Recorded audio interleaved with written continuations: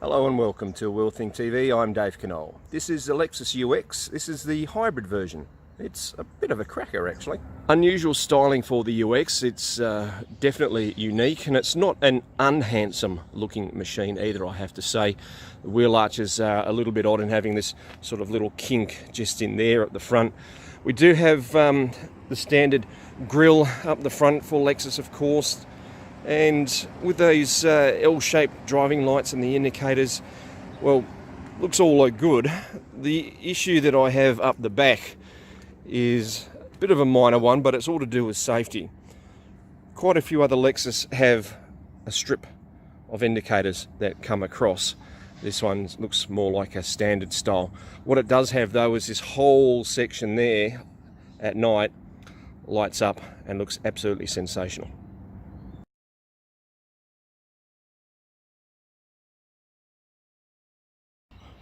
Short and sharp, there's not a lot of room in the back seat area when the driver and passenger seats are pushed back. Now, the driver's seat is electrically operated, so it will move forward under its own steam thanks to the memory settings, but there's just not a lot of room in here, nor is there much in the cargo section. It's a high boot floor, which means you've got to lift up your cargo, your shopping, etc., etc. And then you've got not really a hell of a lot of space in here, nor is there anything really usable underneath considering all of the safety equipment that's packed in. So even with this sort of hatchbacky kind of shape that the UX has, you're really not going to be terribly happy if you need to load it up on more than an irregular occasion. Really not much to look at underneath the bonnet. The aluminium bonnet's nice and light, but not really sure about the way that they've got the support post mounted. It's actually up in the bonnet itself rather than down on the bottom. Anyway, minor thing. But there it is, that's the hybrid drive. You've got your 2-litre petrol engine there and your electric engine just in here. Not much to look at, but at the end of the day, it all works quite well. Transmission, as expected, is a constant variable transmission, and it really is one of the best of its kind that you'll find. It's stepless when it needs to be, it's stepped when it needs to be.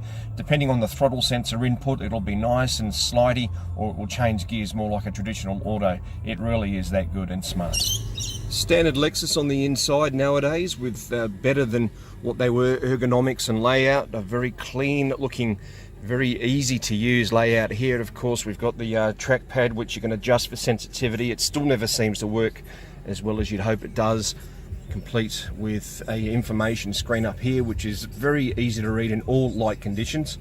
The hybrid versions have better touch feel look to the inside of the cabin compared to the standard UX, which really does look like it's a little bit low rent, more like this kind of plastic. But overall, the presence isn't all that bad. You've got the slidey dial in the middle here, which is quite easy to read, as it should be, and provides plenty of information, especially when you want to have a look at your drive range and how much fuel's being used, all that kind of stuff. And as you can see, 400 kilometers so far on just a half a tank of fuel. What you also get in the hybrid is the G meter, which, as you can see, there's been lots of forward braking, shows you the bias of the particular car, and even under the hardest of acceleration, it's only ever reached a half G. As you can see, you also get information in the center, which is your charge button to see, you know, where we're going. Go back to tire pressures, we'll go the other way, and right now we can see that the battery is feeding the drive system under normal circumstances. What we'd also see is arrows coming in from the petrol engine going into the battery, and as we stop, nothing happening at all. Ride and handling inside the UX Hybrid's quite nice. It's a little bit more taut in the rear end than what the standard 2-litre engine is. That one just seems to be a little bit softer overall. What I have noticed though is that there is a little bit of lateral instability at the rear as well. So if you go around a turn and you hit something, it'll actually just bump up a little bit as well.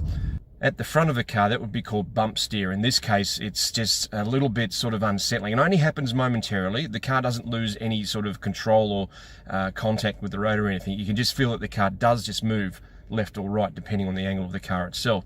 Steering is quite precise. It's got a variable ratio steering rack, and that way it actually feels like you're turning the wheel just that little bit quicker every time that you sort of wind up a little bit of opposite lock. Otherwise, a very nice package overall. For the price, it doesn't look like you get a lot, but you get a car that actually goes quite well in the hybrid version. The standard 2-litre non-hybrid, not quite so, but still nothing to sneeze about. Overall, it's well packaged up the front. The rear, well, that certainly needs a lot of work, and it really does beg the question as to which market this car is being marketed to. Are we looking at a single? Are we looking at couples? Because really, if you're going for kids, they'd have to be small ones, babies and toddlers as such. But if you're looking for a family with kids that are around 9 or 10 years of age, different story entirely. Check it out at lexus.com.au, and for A Wheel Thing TV, I'm Dave Knoll.